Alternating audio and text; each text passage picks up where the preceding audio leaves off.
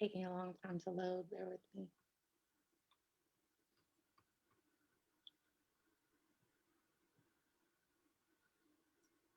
I'm pretty sure we're live. I still haven't learned how to incorporate the video into this yet. So for our entry, like our intro music. So we might have to make up a song and learn it together and sing it together. So that while we're doing this in Zoom. Okay, yeah, we are definitely live. So welcome. My name is Tanya Faison with Black Lives Matter Sacramento, and this is Negus is Tired podcast. This is our 5th episode. I'll have my folks introduce themselves, just so in case this is your first time watching. Hey, what's up, everybody? My name is Victor. I'm with Black Lives Matter Sacramento. Everyone's doing good, doing well. Your first time watching. What's up, y'all? My name is Bishoy. Everybody, my name is Brandon, Black Lives Matter Sacramento as well. All right, good evening. This is our first time that we've done this at night.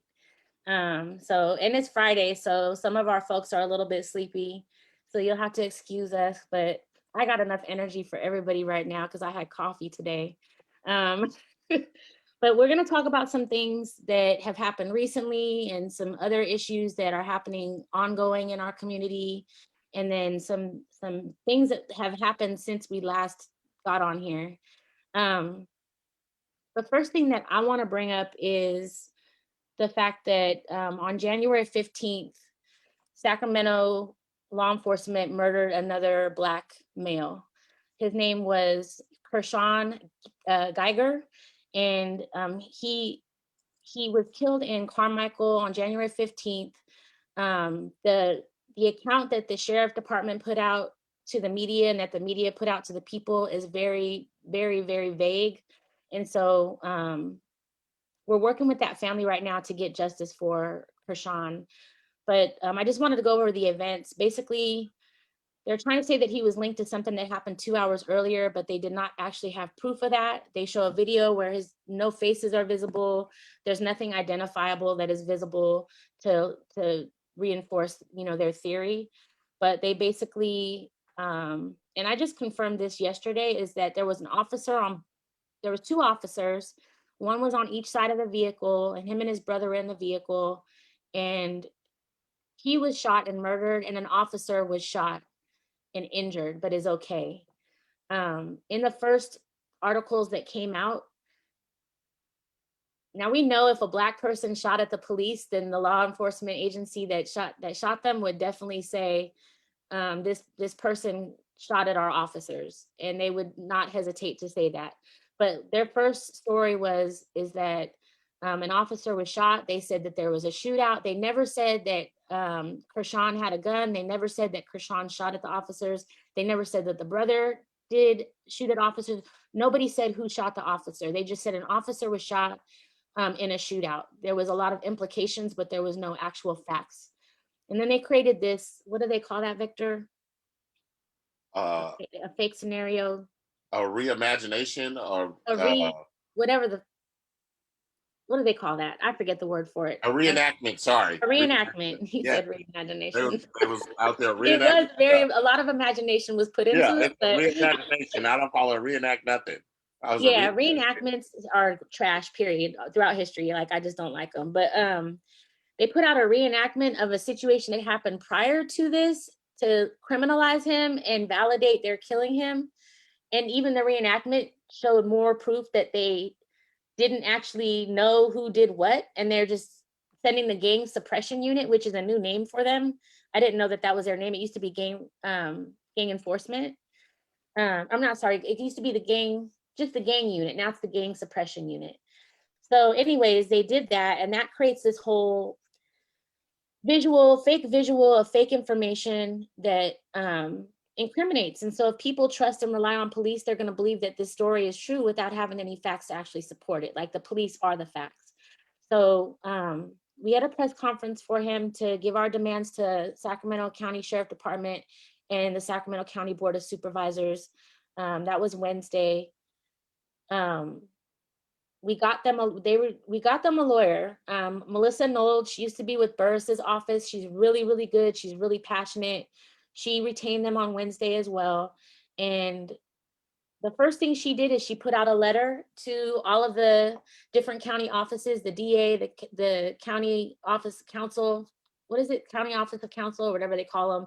And then the sheriff department, basically a cease and desist to stop putting out propaganda to reinforce what we put in our demand. So I know that she's gonna work her butt off for this family, and I'm really glad that they decided to retain her.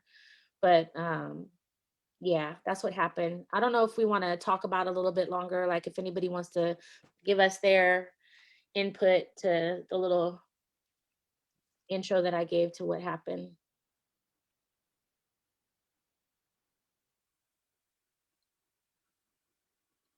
When I mean, you summed it up, but there's, I think it's real difficult when it comes to the sheriff's department, because, you know, this is a department that doesn't have body cameras, doesn't have dashboard cameras, you know, and has been dragging their feet to be able to get those types of levels of accountability.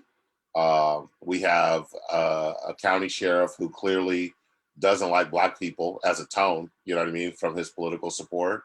So definitely a lot of things are in question about what happened to Mr. Geiger and, you know, during that incident. And I think it only, speaks to also, like you talked about, the reenactment, or, whatever term we want to put on it. I think just speaks to just like how easy and how normalized it is for, law enforcement, but any of these institutions to really to kind of, essentially, trying to even think of the word right now. We couldn't even think of reenactment. Now I'm trying to think of the word, right? But to essentially say, hey, before I'm gonna preface this, before you even see what happened, I'm gonna preface this with what we feel happened. I'm gonna have, an officer talk before it, or I'm gonna do a reenactment, right, which is just, creating, is just disillusions anyone who's ready to watch it. Then it's like, oh, well, I already know what happened. They reenacted it for me, or he just gave me step by step. He, she, they gave me step by step, and now I just don't even need to watch it. It's assumed guilt even before you begin to watch it. They create a false narrative. They create a narrative, and they're flexing their power when they do it, because they know that they have the power. When you give someone a visual, that's it. That's the story, because they've seen it with their own eyes. Yeah, it's ridiculous. I'm gonna quickly. Oh, go ahead. Sorry, Brandon. Yeah, this is real quick, but yeah, no, I mean, it's just what they've done systemically. Like they have systemically made you believe them, made you trust. They trust them, and they brainwash the public into thinking that it's okay to just like publicly execute a human being, no matter what that human did, no matter what that person did. They shouldn't be killed. Once again, the cops are not the judge, the jury, and the executioner. They don't get to decide all that. They bring them in alive. If it's a white person, they bring them in alive. Right. They shoot up a school, they shoot up a church, they bring them in alive. And for some reason, the public thinks it's okay. Oh, they're a criminal, so they shouldn't have been doing anything criminal. And it's okay that they're dead. That's at the base. That's what the issue. I don't know. It's ridiculous to me. That's all I got to say about It's society. Yeah, they've done that to society. And We I don't think look at people that break the law as humans. it's just the tone, right? And I think now we're in a tone where we've seen, like, historically, the difference between how police interact with Black folks and how they interact with other folks, right? Like, we know, like, we've seen it live on TV happen. Like, they know how to de-escalate situations very easily. They know how to use non-lethal forces when it comes to white folks. Like, we've seen the difference. So when you see these instances of, Black death that are happening at their hands, and then not only that, the narrative that comes out for Black folks versus what happens on the other side of it. You know what I mean? I hate even using the phrase reenactment. Like, where did that come from? Like, what kind of tool is that? This is not Imagination Station, bruh. Like, we deal with facts. Like, this is what happened. This is how this went down. Like, this isn't like, oh, we're like, you're not a Buffalo Soldier, bro. Like, this isn't reenacted something that we have no account of what happened. Like, come at it with like that. All that is doing to me is making the district attorney's job to come out and do what she does, which is re-murder people when she decides to say why they deserve to be killed, instead of doing what her job is, which is to investigate these people. And it also doesn't, it distracts us from the fact that they did not have their dash cams on. None. So they created this narrative to compensate for what they didn't do, what they did wrong. It's like, oh, I didn't do this the right way, so I'm gonna do it the fake way, and I'm gonna give it to you, and hopefully you accept this as a replacement for what I was supposed to do. Because California law now says that police officers have to release video within 45 days, which means they have to have video, and they're required to have body cameras. The SAC sheriff has not met that deadline. They're behind, and now they're like, okay, we're gonna get some 21 officers will have body cameras in February, and then the rest in June. And SAC sheriff is the richest department. They have the highest salaries in Sacramento and probably in a whole bunch of other cities and states. So it just doesn't make sense. They have enough money. They should have had their cameras on. To me, it's convenient too that both vehicles did not have dash cams on. That doesn't make sense to me. You both pull up and don't turn on your camera. I don't believe that. And so then they create this reenactment to give you a visual of what's supposed to be true, what they say is supposed to be true, but we still don't have any proof. And so, I'm I gonna. think the other thing that makes that hard too is that, instead of the story being about how the police didn't have their dash cam footage on or didn't have, these things that needed to be done or where they were wrong, you know what I mean? Instead, the news gets to talk about the police and reenactment that they had, playing make believe. And that, I mean, and it's the assumption that the police are, even though we've seen time and time again, it's just the assumption that they're telling the truth. Like, we don't need to see a reenactment. Don't imagine. Just get a body camera and a dash cam, and we can all see. And then Scott Jones tries to critique, like before when he was pushing back on body cams, he tried to say it was because look at SAC PD, they've got body cams and they still have the same amount of problems with even when body cams are released. And it's like, what is that? That's not a good excuse. He's trying to say that they still get hell for when they do release body cams. Well, that's because they're murdering people. So you're going to get hell when you murder people, especially if it's, like it's not a situation where you're literally fighting for your life. It doesn't make sense. I'm going to read the demands real quick. I'm not going to read them word for word, but I'm going to go through them pretty quickly just to kind of give an idea. We demanded that all audio and video of the murder of Kershawn Geyger by the sheriff department be released within 45 days, according to AB 748. We demand that the sheriff department stop using propaganda through media. And part of that would be to immediately detach the family and his brother from that video that they put out. That was I already forgot the word. My brain is shot. But the reenactment. We demand that the family have the names and badges of all the officers that were involved in the incident. We need all deputies in the Sacramento Sheriff Department to have body cameras immediately. We know that they're supposed to have some in February. We also know that it just got included in the budget, but we need it to happen as soon as possible. This one is more community driven. Since gang units that exist are purely here to racially profile Black and brown people and go into Black and brown communities and criminalize us, we need those departments to be abolished. And we need any monies that's invested in those departments of our agencies to be reinvested into the communities that they've been terrorizing. We demand that the Board of Supervisors create an oversight commission that has subpoena power, investigative power, and is able to hold deputies accountable. We demand that going forward, all audio and video is not narrated. And then lastly, we demand that Kershawn's children are compensated. We demand that the sheriff department do this willingly and initiate the compensation for their loss, since they no longer have their father. So those were the demands that we announced. We've been posting them to the Facebook page. We would really love it if people would amplify it, because we know they're not going to, they're going to try to act like they're not paying attention to what we've said. So we're going to keep making sure that they're paying attention. Share it, tag the sheriff department, tag the county board of supervisors, but keep amplifying that. And we'll keep doing that as well. Let's go on to the next.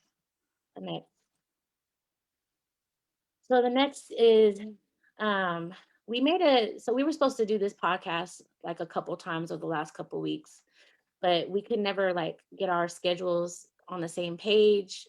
So we're here now. We made an agenda for it, but we're gonna kind of freestyle this. Like, we know what we want to talk about. And it's all connected to each other. Originally, I had brought up the term Black excellence, and then Bashoy brought up mental health for Black folks and our Black youth. And then Victor brought up coping mechanisms and access to the help that, you know, Black youth need to get mental health help. And so all of that is kind of connected to each other.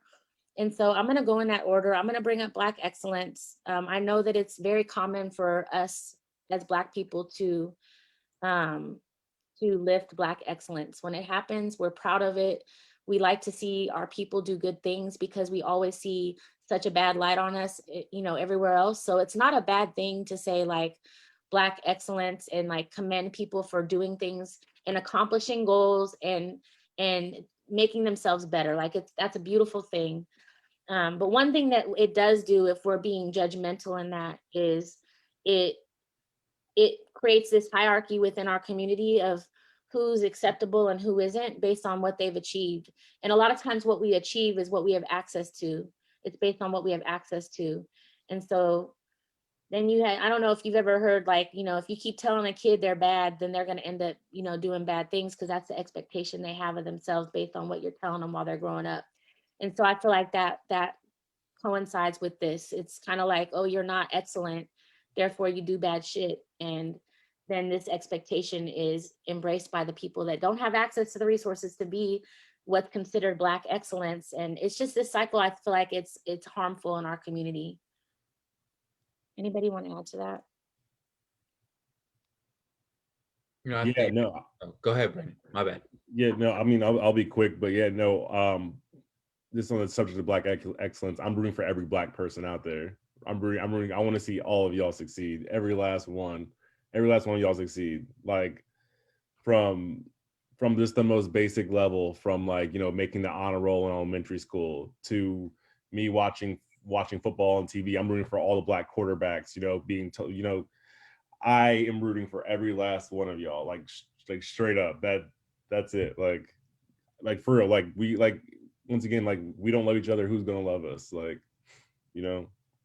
But sure, you probably have some really good points. You go ahead. Go ahead. Oh, you're killing it right now. You know, I was just, and this might, you know, this, I think, and this is something that I felt like we got to talk about, is even the term Black excellence, because I don't agree with the term, right? And I think I talked about this a little bit earlier. Is like Black excellence, like the term of it, right, is just, it centers white folks. It centers the systemic racism and the systemic, the institutions that oppress us. So therefore, anything that is excellent by Black folks is something that we've overcome, right? And then we're defined exactly. Victor said Black is excellence. So really, we just got to put hashtag Black, right? Like don't got to say hashtag Black excellence. You know what I mean? Like we gotta make sure to you know, not to stop celebrating only the moments of success when success is defined by the institutions that oppress us.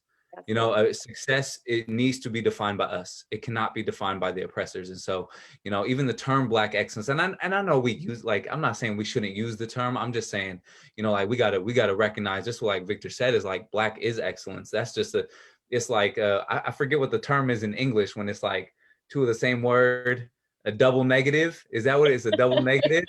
Right? It just don't make, you know, we don't even need the excellence part. It's either we excellent or we Black, and it's both and, right? So, you know, that's just my piece on it. Is like we gotta celebrate everything. Like Brandon said, is like we want all Black folks to succeed in everything, and recognize that that's just what we do. Like regardless, you know, of that's what we do. Like it's no surprise, right? But to celebrate in our own ways is absolutely important. And like Brandon said, if we don't love each other, then who's gonna love us? And if we don't protect each other, you know, who's going to protect us? Because, you know, we know across all different, you know, aspects of culture, race, and ethnicity, we know, for example, white folks will defend their people like nobody's business. They will defend, they don't even need to know the story. They don't need to see a reenactment. It's nope. I believe the white person, right? And so we got to do the same thing no matter what, right? So I'm just in it with Brandon, absolutely. And even when we're doing something that society considers is not right, we're still excellent at doing that shit. So like what you said is everything, because we have to be so intentional in reinventing what our norms are and what's considered societally normal for us, and what is good and what is bad. Like we have to question everything that we've been taught. And so, yeah, the word excellence itself, it's based on European, white norms. So, yeah. I told my kids, I said, whether you graduate from high school or not, like I'm gonna celebrate it. Like if you don't get through it, that's like we still gonna celebrate. If you don't go to college, we still like, I think really just stripping ourselves of like who, who's defined success for us. Like, so love it. Go ahead, Victor. I know you itching. I mean, Black is excellence. Like it just, I think a lot of that Black excellence comes from a point, like it's, there's a reality, you know what I mean? Like we are competing, especially in a world where we're taught to compete. And, Black excellence comes from that competition, you know what I mean? And I don't think there's anything wrong with us celebrating because we trendset, like half of what society is, shit, all of what they call their own isn't theirs. Like, you know what I mean? Like Black is excellence because they stole it, said it was theirs, and then all of a sudden it's be like, oh, well, y'all got to catch up. Like, so I mean, for me, I'm like, yeah, like, yes, celebrate when we outshine in their own category for sure. But know that even their own category came from us in most regards, And I think especially for our youth, like the when it comes to school, when it comes to all of these things, that's a system that has not been designed for us, has not been designed for us to excel in, and if I think about kids who have to sit and look at history, like history as a requirement where you got to learn about white people's history for 8 years, 10, 12 years of learning the same thing where you don't get you don't necessarily get the truth about your own history until you take an elective in college. Like, so, a lot of the aspects of what, of the systems that are designed aren't necessarily designed for us. Celebrate the excellence where we achieve in there, but know that the whole system, we are excellence and celebrate each and every moment of that. We create our own terms of what we do. We create the trends that come out. Folks are looking to us, so we should be celebrating ourselves all the time, every time. You know what I mean? And that's the kind of, I woke up like this, and just waking up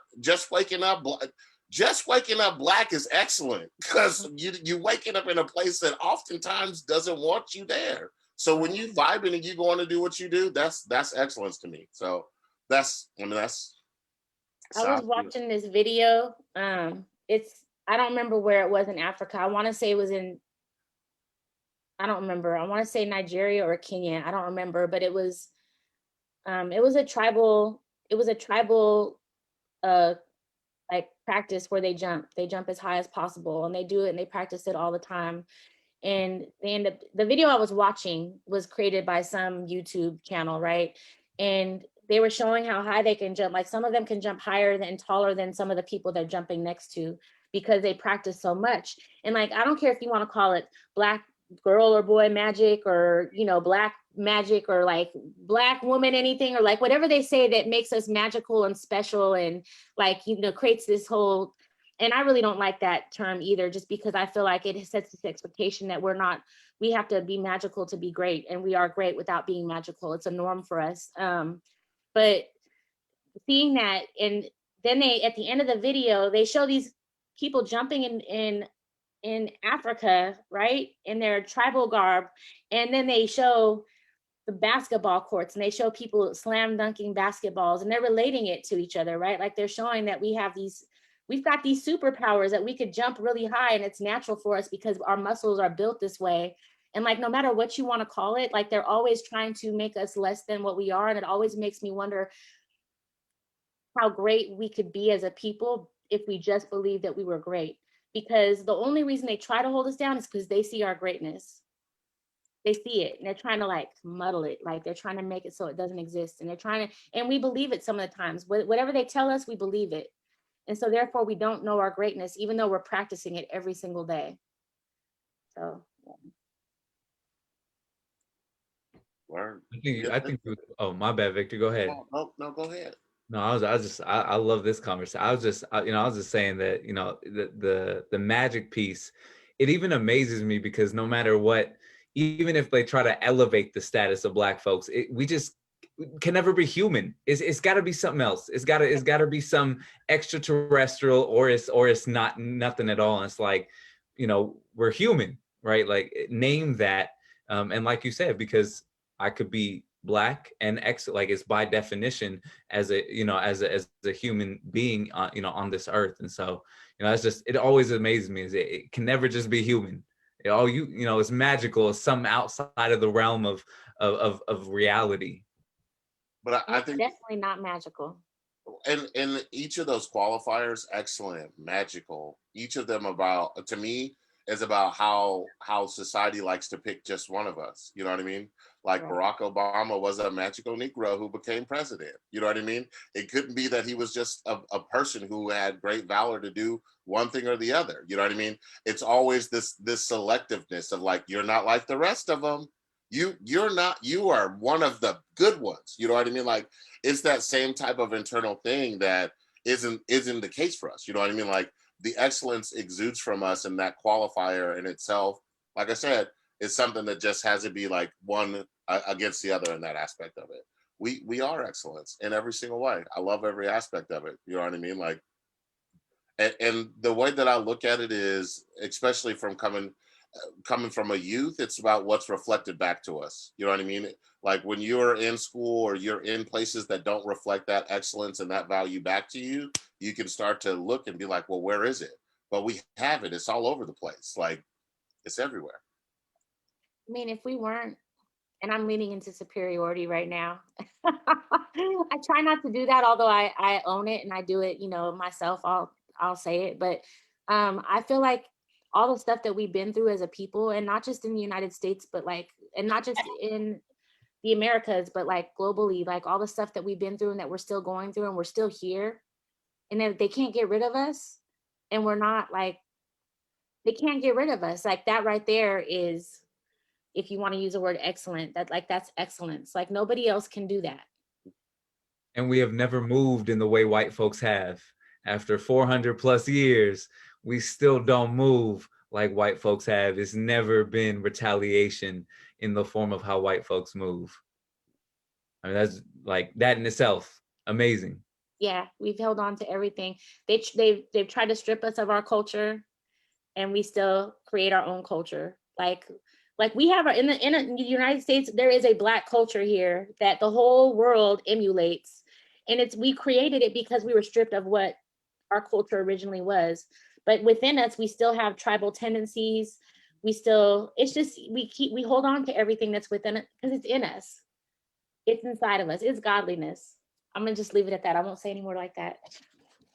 It's godliness though, but okay. I think Let's Victor slide was, into oh, my bad, go ahead. Oh, go ahead. I was just thinking about Victor, what he said. It sat with me around the piece of, like, you know, even Obama, and not just to just talk, you know, about just Obama, but like, right, picking out single folks, one single Black person. Like, that's such, like, I don't know if y'all realize it too, but it's like, I see it so often in the culture of whiteness, that's like having a superhero. You got to have that one person that stands above all, right? And that's such a, you know, you grow up with this idea of like a single person, right? This superhero, this great person that stands above the rest, or that is representative of the rest, is so opposite to what historically Blackness has always meant. Like you said, being in tribal, right? Being in community, and understanding that everything we do not only stems from community, but inevitably goes back into community. So that was just something I was thinking about when what Victor said. So my bad. No, It's so not individual for us, and I think that's a hard, like, it's hard to understand that form of thought when in other cultures, you know, they're taught to be individuals from it's a single-minded aspect of it. You know what I mean? And we have that community thought and that mind thought that includes the community. So, you know what I mean? And even in the sense of when we talk about excellence, like, it's still moving the community forward. Nobody looks at their like, you know, that's about me. Like, you know, it becomes a community landmark for us. So yeah, man, that community thought versus that single thought. And to me, that's the reason why I say Black is excellence. Like, because it's a community of us. Like, we are that definition of that description. a lot of us have to relearn that communal those communal behaviors though, because I mean, there's been so many times where I see people say things like, well, we need a good leader. Like, where's all the leaders? Like, we're all leaders. And like, it doesn't, like, that's when we don't, we don't, we don't, we don't jump into and embrace our godliness. We don't embrace our power and our greatness, because we're waiting on what white folks expect, which is a Martin Luther King to lead us into that, or you know what I mean. And that's the exceptional Negro, like that's the magical Negro, the Barack Obama that we're all waiting on. And it's like, no, we're all magical Negroes, so to say, you know, not really liking that term, but we all got that in us, and we all use it differently, but it's all needed. So I feel like there's a lot of unlearning that we have to do as a community, so that we are not individualistic and we are communal with each other, and embracing our greatness, our Blackness. This goes into mental health. What we were having a conversation about was mental health and the stigmas around it, and also access to getting help for it, and what we create for ourselves if we don't have access to, like, you know, therapy and things like that, which all of that is good, but a lot of us don't have access to therapy. And a lot of us need that we need therapy, but there's different forms of therapy. Like, there's different ways to heal. And sometimes therapy is just sitting with your folks and talking. So let's delve into that, because I'm not going to put too much into that. I'm gonna let y'all talk, because I know we've got some people that have done more digging than me into this topic.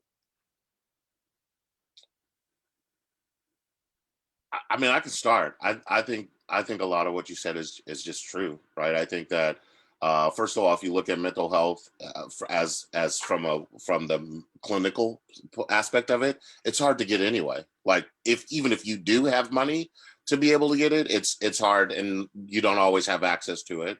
But I think historically in our community, there's been stigmas around what mental health would be. You know, you don't go tell nobody your problems. Like, stuff like that has been something systemically that has shied us away from being able to get mental health. I think for me also too, a barrier has been like trying to find someone who is Black and a therapist too. Like, you know, the world that I live in, I'm just 100 keeping it real. I'm not gonna go talk to a white person about the life that I experienced, right?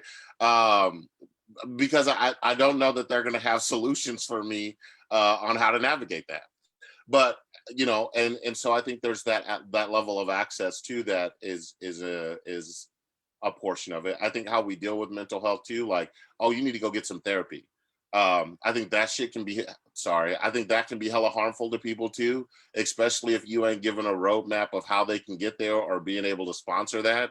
Like, leaving somebody with a solution that you can't provide is harmful. And then I also just think, you know, for me, I think my strategies have been like several, you know what I mean? Like, it's okay to be not okay. Like, and just allowing the space for that to be, you know what I mean? It's okay to rest today. It's okay to feel whatever is feeling, you know what I mean? And allowing and creating spaces for that to happen, I think have been really important for me. I think having those one or two people that I can call at any time to say, hey man, shit's not going right now. I just need to talk it through, and, you know, be able to share what's up. You know, I think having one or two people like that has been hella vital to me, you know, and I'm that one or two people for folks when they need to call and say what's up. I think, you know, those things are all important. And I think especially for like, and that's coming from a place as an adult who has a lot of capabilities of being able to talk about what my mental health or what the world is like for me. I think it even goes deeper for kids, you know what I mean? Like, in trying to be able to create those spaces for them to be able to know, like, you know, I'm 40 plus years old. I've never seen what I've seen in the last 2 years in all of my whole life.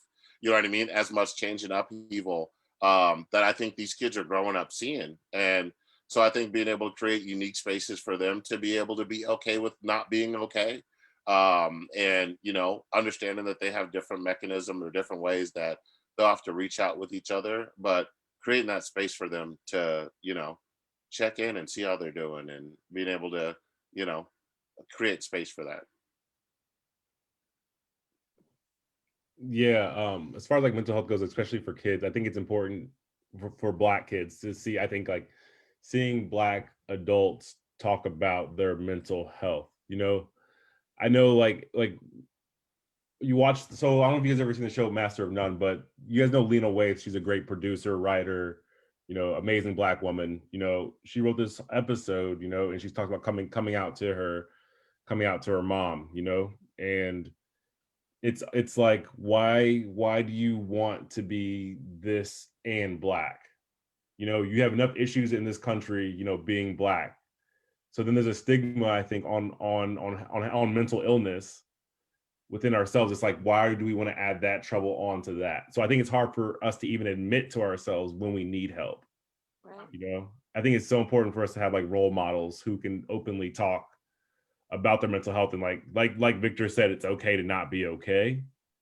You know, forever, I know personally I denied my issues with my mental health for a small reason, like for a reason like that.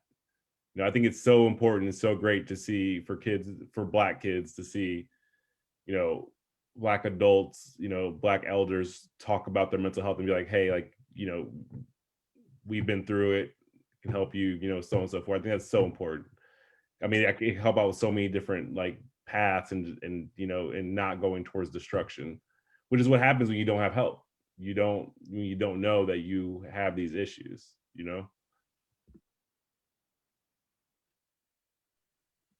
Yeah, I mean, well, I agree with both of y'all. I think, you know, this piece on mental health it just speaks to, I think, a couple things that we already kind of discussed. One, around the fact, and the reality is that the greatest weapon of the oppressor is the mind of the oppressed, right? Both in thought, but also in mental health, right? And so for me, it's really trying to and supporting Black folks in getting out of two different notions. One, that individuality, right? Like that individualistic society that we live in, right? Because you can't ask for help if you don't believe in help, right? You can't ask for help if all you believe in is you know, you in your own box, maybe your close friends and family, and that's it, right? You can't really ask for help. But also the reality of America and its capitalistic reality of production, right? We're only as good as what we produce. And so I see this all the time with my young folks, right? My kids in school is teachers will always, like, you know, mental health days or whatnot. But when, you know, teachers could take off in SF now mental health days, right? But students don't get that luxury, right? Young folks we know young Black folks are the most oppressed folks, right? Especially young Black women. And so, you know, for those folks are really, you know, our young Black boys and just our young Black folks in general are only essentially just seen as production, right? Members of society that are able to produce. And so, you know, in that, even themselves, they don't feel like, when I have my kids, I'm like, some days I'm like, we just need to take a day to just check in on each other. Or, man, my mental's not even there. We need to just tap in. Let's just do something. Let's just listen to music. Let's all hop on 2K, like in whatever way that we're all healing. And they're like, wait, so what are we learning in class? And they don't even recognize, right? It's only learning takes place if they're producing something that meets the needs of, right, you know, the oppressor, whether that means as an educator, whether that means as a school site, whatever, so and so. And so getting out of that notion of production, right? I can't take care of my mind right now because I won't be productive, right? I can't be productive if I'm sitting in my bed all day eating ice cream, right?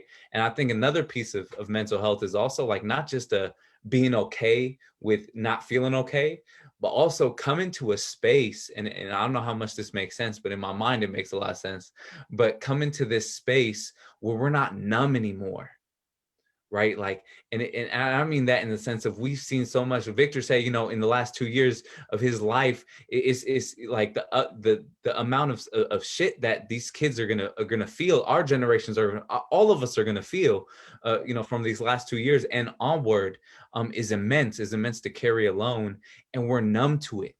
Especially our young folks are so numb. Like, they could look at a picture of like an ACL tear and they're like, oh, right. but you show them a picture or a video, right, of someone getting shot, a Black person getting shot, and it's like, damn, like, right, and keep going. Our minds are so numb to the pain, the oppression, and the killing and murdering of Black folks, whether that's mentally or actually physically. So, you know, to me, it's just like we also got to move into a space mental health wise where folks aren't numb, both spiritually but mentally as well. I feel like with what you said, Bashoy, and with what I think it was Brandon said it, but basically we've learned to push through our pain, whether it's physical or mental or whatever it is. We've learned as a people to just keep moving, because yeah, pull yourself up by the bootstraps, keep moving. You need to pay your bills, you need to make the money, you can't look lazy because they call you lazy already. Like all these things that we have, you can't look sad and emotional and angry, and because they say all these things about you already. So we have to like uphold all these, we've got to always prove them wrong, and always prove to them that Black people aren't all these stereotypes.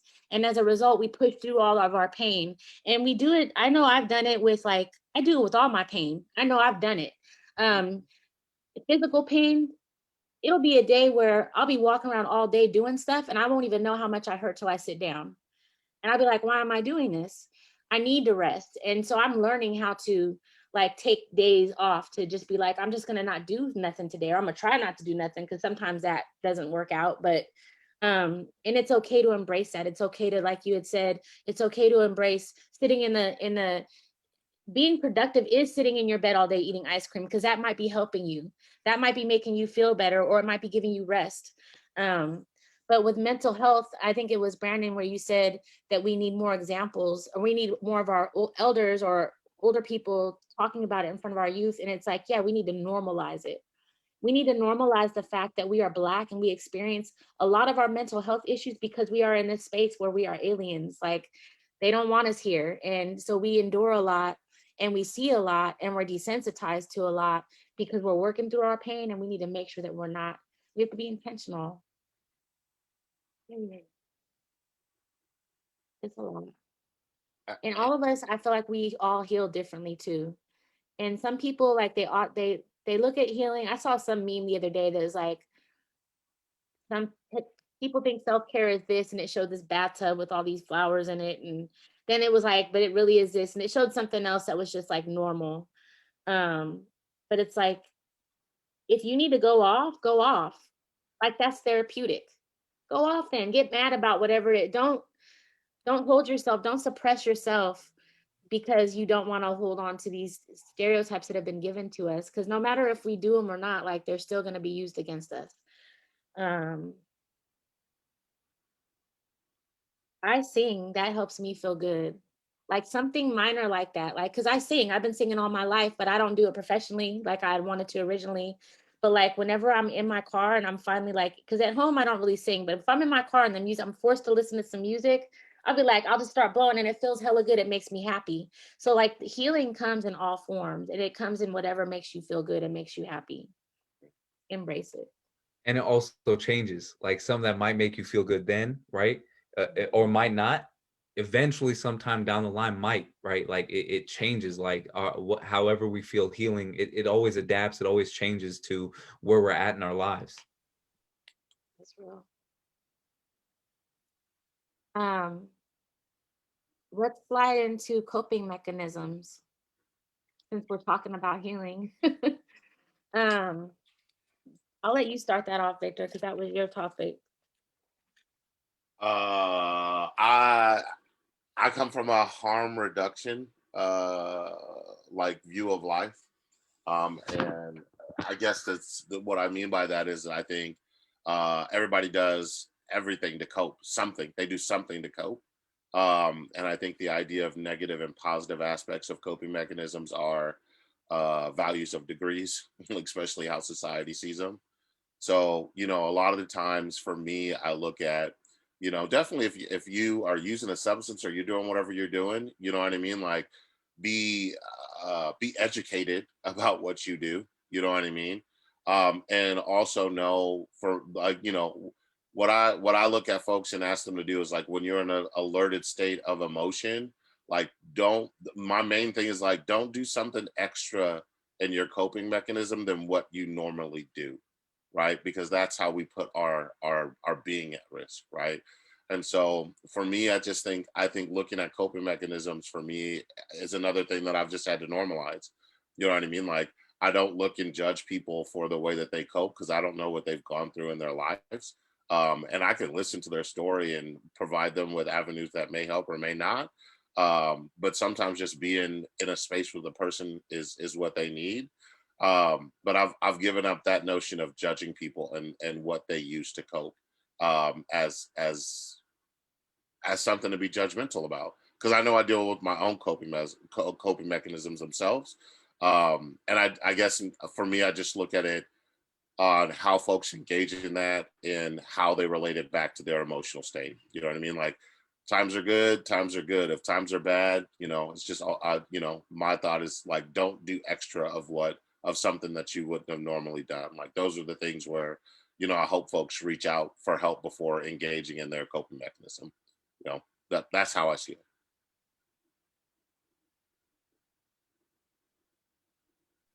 Yeah. Oh, go Yeah, ahead, boy. go No, ahead. No, Tanya, go I ahead. was waiting I've on been. you, and then you didn't say Oh, nothing, so I was gonna go. But go ahead.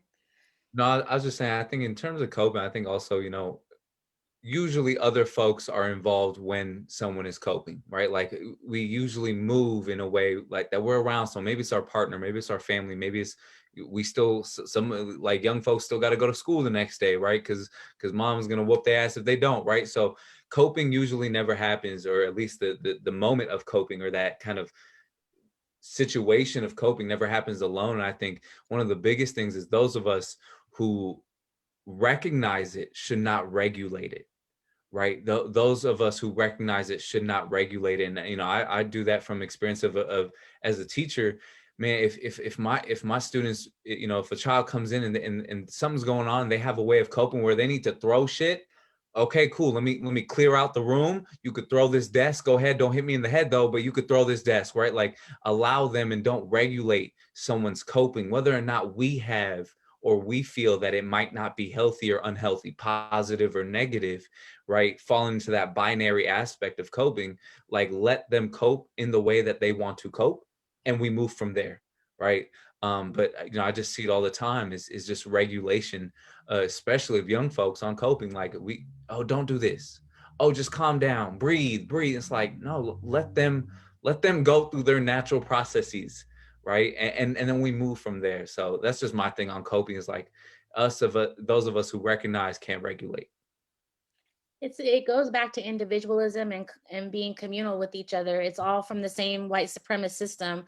I mean, just like when there's this war on drugs, like they create the system creates these storylines that make something bad or good or wrong or right, and they draw this line instead of being helpful or non-judgmental. And that's how our system moves. I mean, we have a prison system that just incarcerates people instead of getting to the root of their problems, and then therefore there's no healing.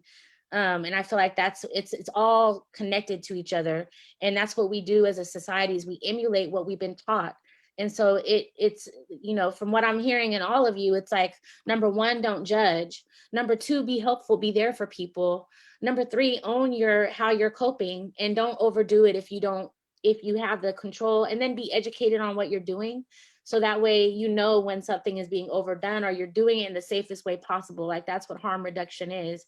I know there's a place on Stockton Boulevard that's a harm reduction place, and they give out clean needles to people because they know people are going to do what they're going to do if they're in the situation that they're in, but they're doing it in a way that's safe and it's clean, and it's not going to get them, additional diseases or additional illnesses that could kill them. And hopefully with the hope of eventually getting some kind of help.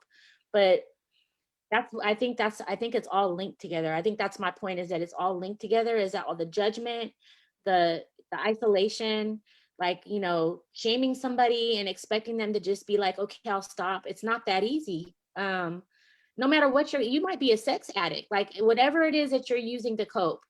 It's not going to be that easy to get rid of it if you're coping, if you're using it to cope, like that's what is healing you.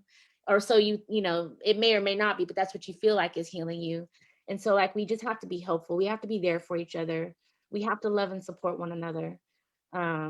period. So yeah, that's my 2 cents.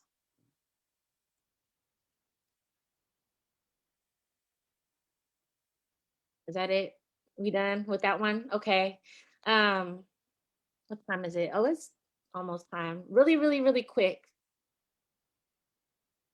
Let's talk about, and I'm gonna call her what I want to call her, okay? Because I don't believe that her name is what she says that it is. Kamala Harris and Joseph Biden. Let's talk about them real quick. I'm just seeing a lot of people just so excited about them winning. And I could see that as far as like, I can understand that as far as getting Trump out of office. But we're ignoring, a lot of people are ignoring, the harm that these two have done on our communities on a really large scale, to be honest. On a really large scale, to be honest, and in a way that has impacted us for a long time. Like they've made decisions that have created mass incarceration, or California has the most police involved murders, and not one officer in California has been charged. Therefore, not one officer has been convicted. And that's Kamala. Like Kamala was in charge of that at one point. Not just, she was in charge of it as a DA for the Alameda, I think it was, but then also in charge of it as a AG for the state of California. And then you got Biden, who created the crime bill in 94, I think it was. And that, that just shot off the, and during the elections, there was no remorse. There was no like, I fucked up and I'm sorry and I'm going to try to undo this. There was none of that. So now here we are, they're in office. Now what? Like, we just gonna put on our chucks and our pearls and act like nothing happened?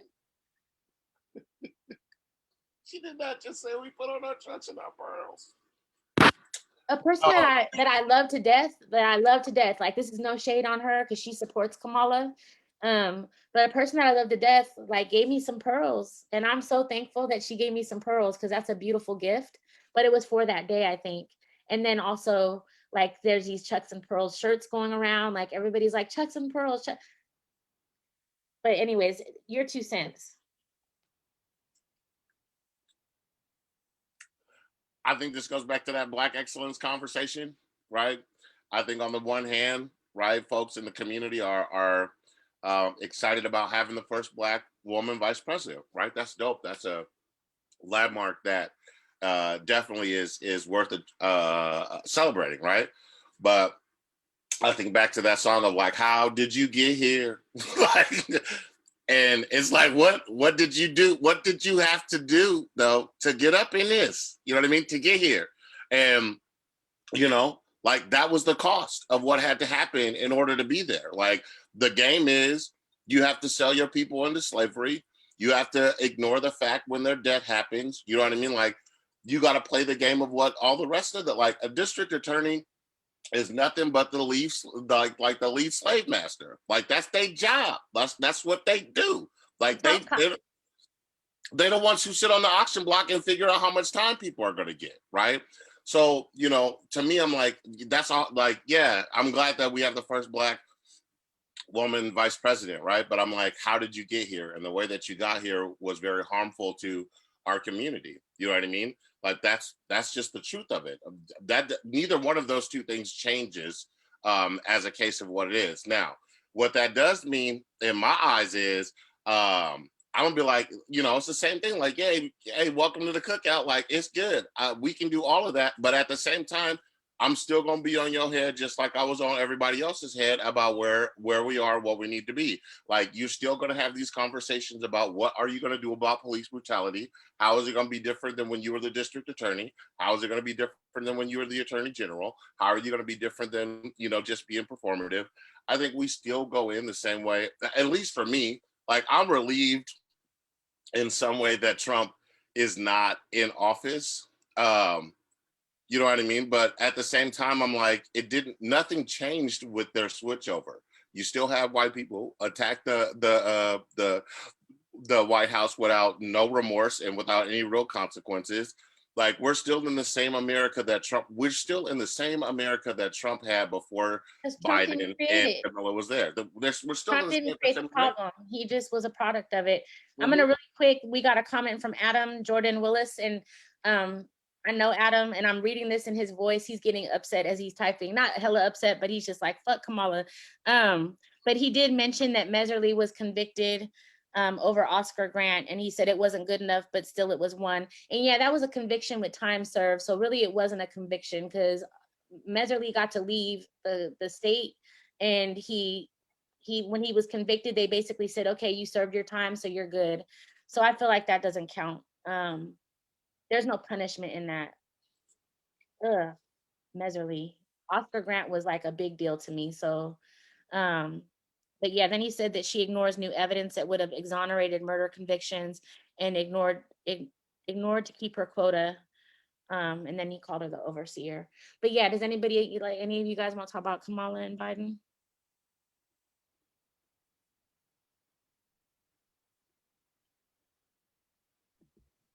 I'll just touch on it real quick. This is I mean, honestly, this should be about anybody who holds office. You know, at the end of the day, I mean, they should be working for us. So I mean, nothing is honestly, nothing can change. Like, we gotta, keep, protesting, hold their feet to the fire. Like, no, like, there's still all these issues. There's a laundry list of issues in this country, and y'all need to fix this. End of the day, they work for us. Like, okay, good, like, Trump's gone, all right, fine, but no, we still need to hold these people accountable. And they need to get their shit together. That's just my 2 cents real quick, but I don't know if anybody else has anything. Yeah, I mean, I just think it goes into, again, another aspect of white culture is people think that accountability means divisiveness, and that's just not what it is. Accountability calls for unity, and I think that the confusion is white folks love conformity, not unity.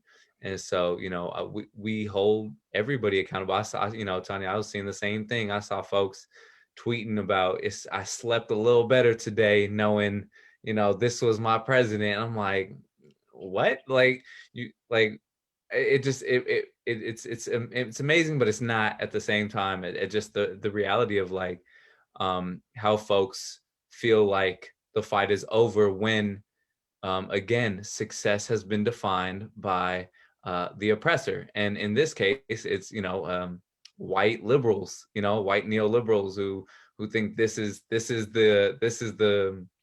success. This is the new destination that we're at to make progress. And so, to me, it's all just about, like, we could hold everybody accountable. That don't mean that we can't, appreciate, just like what Victor said, that Kamala is, that's quite amazing. But at the same time, it's like, how amazing is it to celebrate, essentially, losing another Black person to the system. And I think this is like being in that high of an office and that high of status in this country is like damn near fully gone. Like, that's it, right? It's like it's a premature burial of the folks who are sitting in those seats, because inevitably they're going to continue the vehicle and steer the vehicle of oppression. It's just inevitable. And so it's like, it's damn near a death sentence. And so, to me, it's just like, we got to recognize conformity and unity are two different things, and accountability does not mean divisiveness. Right. I agree. And one more thing. Okay. I think, folks, I look at politics, all politics, except for local politics. Like, local politics is where you got to get down in the muck. But president politics, all of that stuff, like, I'm looking to mitigate circumstances, especially surrounding my life, right? Like, that's when I look at who is going to be the president or the vice president. I look about issues that happen with war and things on those natures too, as far as what actions they may or may not take. But it's about mitigating circumstances for my life. And to me, that I think that we might be in a more mitigating circumstance with these two folks in office. You know, so that's one thing. The other thing that I think it's very slim, like glimmers of hope that I'm excited about here. One is that the last gift Barack Obama left us was that Barack Obama's FBI said white supremacists are in law enforcement and they are fucking shit up. Like that, like that's what they said, period. I didn't say that. That's what the FBI said, right? So I'm like, and underneath that, I'm like coming back to that era of having those understanding, and especially seeing how many law enforcement officers we saw that were involved with attacking the Senate, how many ex-military people we seen there. You know, my hope, a glimmer, small. I'm not putting nothing on it. You know what I mean? I'm not even betting you $5. I'm just saying the hope there is, you know, now that shit that we've been talking about for this whole time as Black folks, like the police are racist, the sheriff is racist. We know that they're linked to white supremacy. Now, you know, there may be some action taken on that aspect of it. But again, that to me is a small, like that's just a shimmer of a shimmer and a shine of hope. But you know, doesn't exchange or change away what she has done to get there. But that's really the only slimmer of hope that I have about that change in the presidency. So I don't want to forget what I'm going to say, and this is going off of what Bashoy was saying. If we look at like society, right? Like if we look, even if we just narrow it to the left side of the political spectrum, right? And when I say the left side, it's very vast. It starts with like progressives and liberals and, you know, Democrats, and then it goes to the far left. And but if we're looking at the left side of the political spectrum, it's the white experience that leads the narrative on what is considered okay and not okay. And it's because they don't have our experiences that they say that these things are okay. That gaslights Black people that feel like they need to fit into these normatives. And then they say it's okay because they want to fit into these normatives that white liberals that they think are their friends are saying based on white liberal experiences. So I feel like we need to keep that in mind because we're all relying on whiteness to determine what is considered safe and not safe for Black people. And they have no idea what it's like to not be safe and be Black. And it's okay to not be content with mediocrity. Like, I think that's the root of it. Like, it's okay as Black folks to say, no, like, this is not enough. You know, I think we do that, you know, in all the topics we just discussed for this past hour, whether it's mental health, where we, you know, a bunch of black folks who have the privilege of getting therapy, you know, kind of like when they meet probably with their therapist, who's most likely going to be white at first, to be like, no, I want a Black person, right? But we kind of hesitate because we it's like pandering, right? It's like, it's okay to not be content with mediocrity. We deserve better. Right? It's okay to, we know we deserve better. Internally, we know it, but in action, we're kind of like, okay, I'll take the mediocrity. I'll take the, you know, I'll take this. I'll take the you know, age-old bread when we deserve, you know, the best, right? And so it's just about like being okay with like, no, this sucks, and I don't want it, like, and that's okay. We only, it seems like it's part of it, it's abusive, but it's like we only know what we've experienced and we accept only what we've experienced instead of accepting more for ourselves. I mean, I've known people in my life that, like, I had a boyfriend for a long time where he never traveled outside of Sacramento. And it's like, that was normal for him and it was okay for him. And it was like, let's go travel. Like, oh, that's weird, traveling. And it's like, no, bruh, have another experience. Like, you deserve this. This isn't just for white people. This is for you too. Like, we deserve all the experiences. We deserve all the feelings. We deserve to have everything that we want and that we need. And to speak to therapy, I don't even know if a Black therapist is going to be able to help me with the things that I'm experiencing because they haven't walked in my shoes. It's hard. I feel like it'd be really hard to find an actual therapist that actually can like go, yeah, I understand, and this is what you should do, or this is how you should feel, or this is what you should do because of how you feel. If you, and then half the time, I mean, the bourgeois, like, that's a whole nother topic, but you know, their experience with activism and things like that, or even if you're like the folks that need therapy the most, and I'm going to say therapy very broadly, not necessarily in a doctor's office, but like the folks that are on the streets that are getting harassed by police all the time, the folks that are on the streets fighting the system, like these folks have experiences that are very rare to the bourgeois. And the bourgeois judge those experiences. So if we go into their offices, they're going to be judgy. You know what I mean? Most likely, maybe not all of them, but most likely. There's a woman, I call her God. She's Black, she's older, she has white hair. She comes out in the streets with us. She's always with her best friend who could barely walk, but they're out there with us. And she's an ex-therapist, and she does it now, but she does it with a spiritual aspect instead of just a clinical aspect. But I think we need more of that in our community, like people that are actually there, because she does it for free for whoever. She lives in the middle of the hood. So like, I feel like we need more of that in our community. We need more people that are doing these jobs to do it with all of the characteristics that we listed tonight, like being in community instead of being individualistic, not being judgmental, helping and caring instead of, judging. We got to stop infiltrating and start creating. I mean, that's really what it comes down to. We think we infiltrate systems, and having a Black person in the medical field, having a Black educator, right? And it's that infiltrating it doesn't work, because I think ultimately we got to recognize that the system is powerful than any individual. I mean, the system is brilliant in that sense that it will always rewrite itself. And so just we need to start creating rather than infiltrating. I feel like we're assimilating instead of infiltrating, because we're not dominating shit. 100%. All right. Any last words, anybody, before we call tonight and let these lovely people watching us have the rest of their evening back? Do we have a pig of the week? I don't think we do. I could think of one. Oh, I can't say that yet. I'm gonna shut up. That was a whole thing. I can't wait till that one gets released. My cat's gonna start sneezing. I'm about to hold on.